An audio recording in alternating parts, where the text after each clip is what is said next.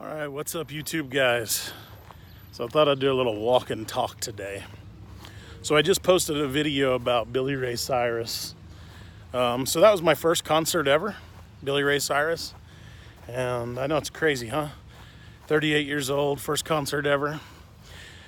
So it was cool. I like Billy Ray. He did a lot of songs that I knew, that I grew up on.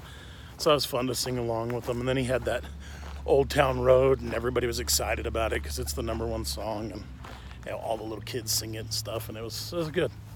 So what I wanted to tell you about that was, and the reason I filmed that and posted the whole video was, I want you to look around, and I want you to see all of the people that are there.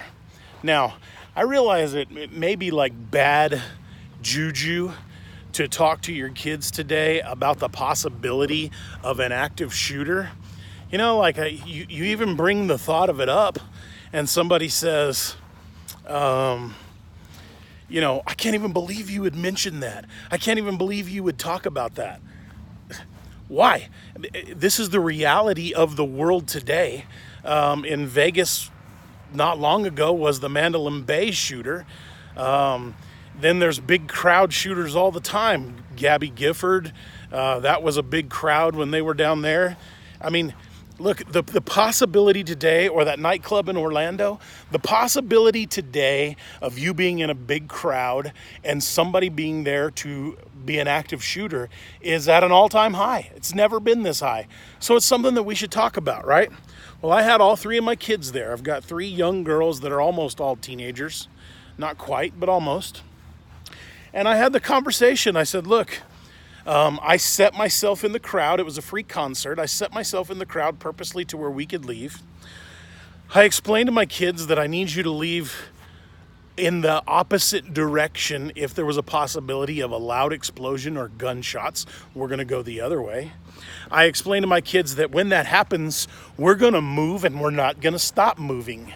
And then I look around. So for example, if I was looking here, if it was here in this field, I would say, look, our first cover, if we're out on this open field, is that tree. We're getting to that tree. And then our second cover would be behind that fence and that building, so on and so forth. But if I couldn't go that way because the shots came from that way, I would go this way. And my first cover would be this tree immediately, and then this tree and that tree. And I would not run in a straight line, and I wouldn't stop running. So I explained to them, look, there's a possibility that while we're at this event, and I don't go to a lot of events like that. This is my first one. While we're at this event, this is possible that this could happen to you or us. And so you have got to continuously move as fast as you can, and don't stop, and keep your eyes up and look around, right? And if somebody falls, help them up, okay? Like I'm talking about your family or your sister, you help them up. And so I go over this with them. I explained to them that good cover is behind cars. That if you had to get behind a car, bend down and run around the next one. Then bend down, run around the next one. Or if you had to, crawl under it, crawl out the other side, and then crawl under the next one, right? So I explained to them wholeheartedly and heavily what to do in the event of an active shooter, and especially if I'm in a big crowd. So sometimes we go to a mall, and I say, hey girls, this is what could possibly happen inside of a mall. This is what you do in the face of that active shooter. So I explained to my kids every single time, and I wanted to show you that. So I filmed the people and everybody that was looking around and exactly what they were doing. And I filmed all that so you could see and you could say, okay, 1, getting through the crowd would be tough. 2, there wasn't a lot of cover and concealment, so where is it?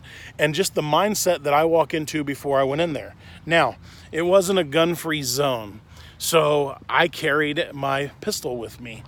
And I don't ever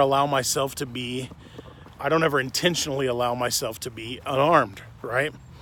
So I'm carrying my pistol with me. I'm carrying a Smith & Wesson Shield this day. And I start looking around and I start thinking as a responsible gun owner, okay? As a responsible, that day possible, what the world would be considered a hero, right? The guy who stopped the event from happening. And I looked around and I started seeing Everywhere that I would take this pistol and shoot, if I missed, I was killing somebody who didn't deserve to die that day, or hitting them somewhere that they didn't deserve to be hit with a bullet. Any long shot that I took with a potential miss would have been a mistake. And how many concealed carry guys, how many of you have your concealed carry permit? Raise your hand. How many of you have never really spent the time to have the training to learn how to calm, breathe, shoot, move, communicate? So who would I be shooting at? A bad guy. Where would I be moving from? Out of the bad guy's line of fire. Who would I be communicating with? My girls, right? My kids and my wife that day. So how many of you had the training to be able to do that? So I can tell you from my side of the training that as I looked around, and I've already made the plan to escape with my kids and explained it to my kids, right? And so then I start saying, okay, would this be a time that I made sure my kids had left and I tried to make a shot on this guy? And I look around and I say, no, I'm carrying a 3.5 inch or 4 inch Smith & Wesson shield. I'm pretty good to 15 yards with it, but I'm not good to 25 or 30 yards with it. I mean, I can hit you, but not good enough that I'm comfortable enough doing it. So what does that mean for me?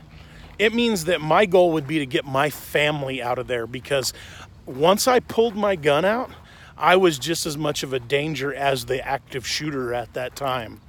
The only saving grace in it would be to be able to make a contact shot on them. And a contact shot isn't coming up and putting the gun here and shooting, because it'll still go through them. A contact shot is coming and putting the gun here and shooting them and letting it go through their body here.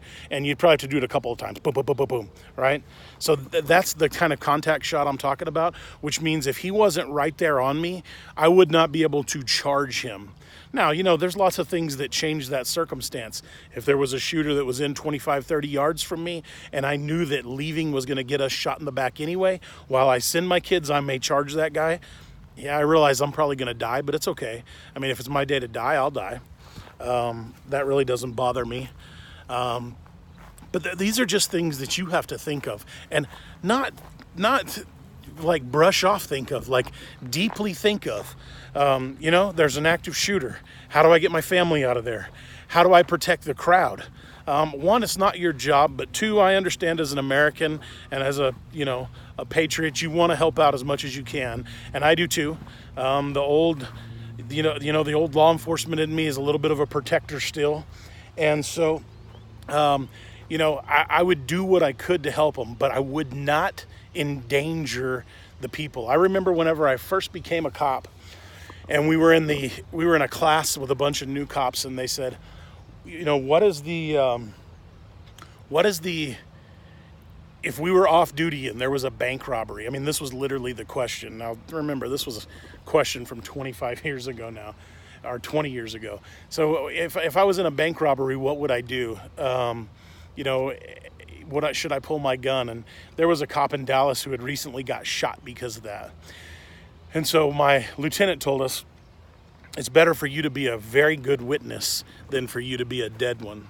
And that's true. It's very good for you to be a very good witness.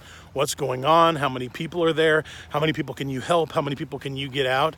You don't have to be the guy that just because you have a gun ends up being the one that stops it. Although that'd be great if you were.